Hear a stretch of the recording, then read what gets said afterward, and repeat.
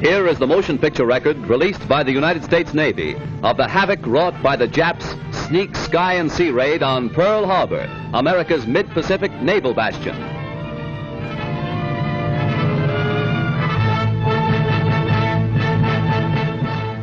On December 7th, 1941, Japan, like its infamous Axis partners, struck first and declared war afterwards. Costly to our Navy was the loss of war vessels, airplanes, and equipment, but more costly to Japan was the effectiveness of its foul attack in immediately unifying America in its determination to fight and win the war thrust upon it, and to win the peace that will follow. The Japs copied their German masters in striking hard at airfields. Hickam Field, northwest of Honolulu, and the Fort Island Naval Plane Base were the first objectives of Japan's treachery. Scores of planes were bruised and battered by the Japs' aerial bombs. Many of these were demolished beyond repair. Direct hits were scored on hangars, and these were badly shattered. Equipment and airplane supplies were reduced to smoldering ruins. Here at the Naval Air Station is grim and positive evidence of Jap treachery. Here foul blows were struck, while Jap diplomats were talking peace in Washington.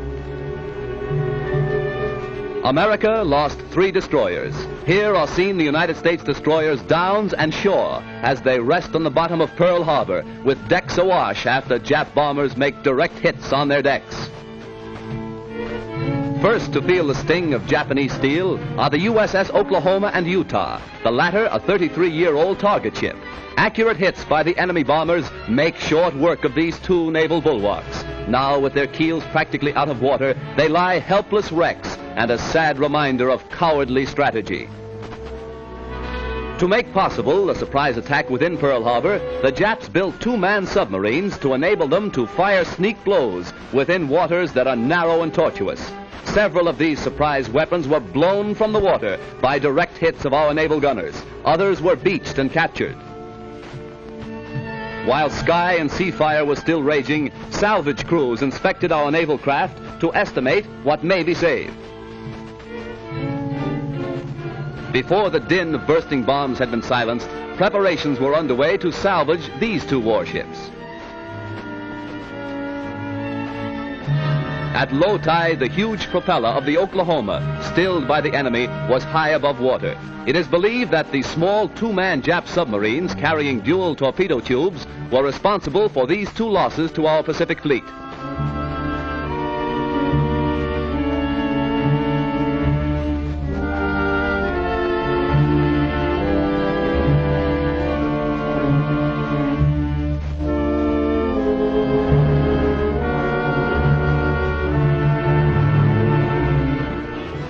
Here is the actual bombing of the mighty USS Arizona by Jap planes. These pictures were made by a fearless cameraman who thought nothing of his personal safety to make possible this record for all posterity. A single lucky hit was responsible for the disaster that befell the Arizona when a Jap bomb falling directly through one of the battleship's funnels exploded in the engine room and set ablaze tons of fuel oil. Dense black smoke billowed to the sky as the massive control tower began to keel over. The Arizona's courageous crew stuck to its guns until the very end. Here was displayed heroism that will live forever in the glorious annals and traditions of the American Navy.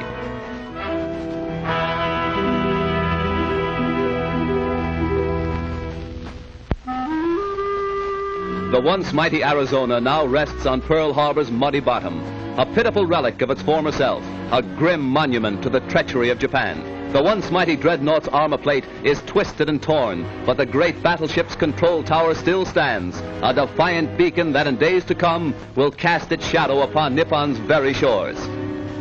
At Pearl Harbor, at Hickam Field, in the bomb-pocked streets of Honolulu, ever is written history. History with a tragic, treacherous pen.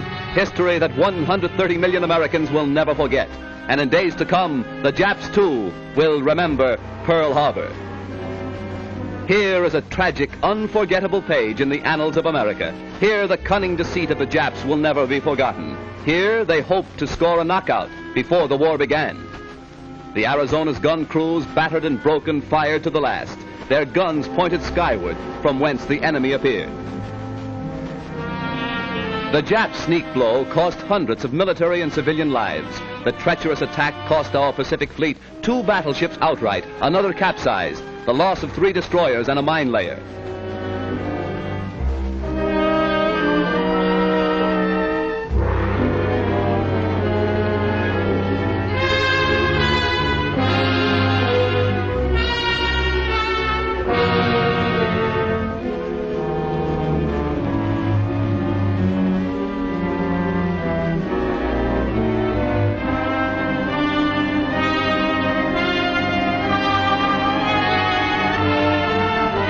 While bombs were still bursting and flames still pouring from our shattered naval craft, a light United States cruiser valiantly moves out to join the fleet and avenge Pearl Harbor.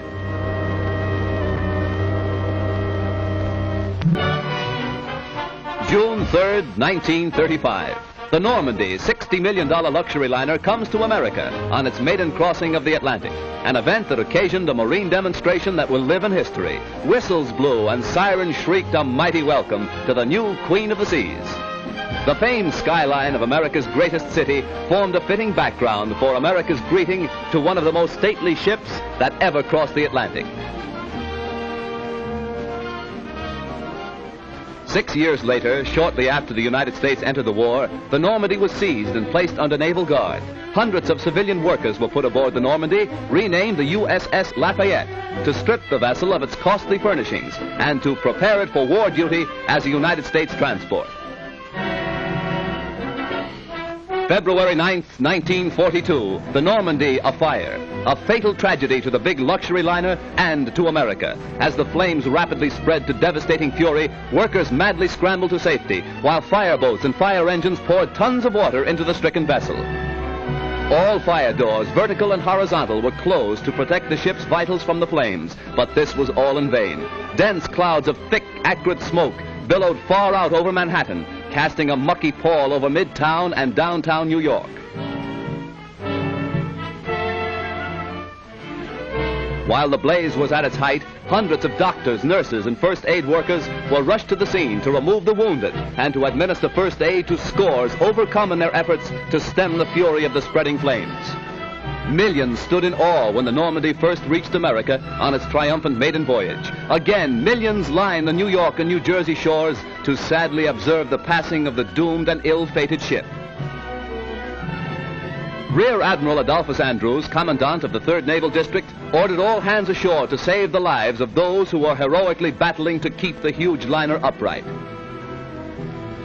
Hour after hour, tons of water were pumped into the Normandy, causing a bad list to port, as strong hawsers snapped and tugs strove to push the giant vessel close to the wharf.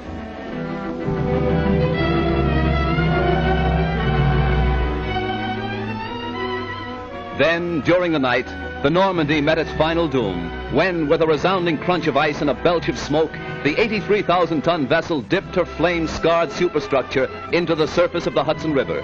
Hundreds were injured when America lost its biggest naval auxiliary. Millions of dollars of damage has been done, and thousands of man-hours of labor have been nullified.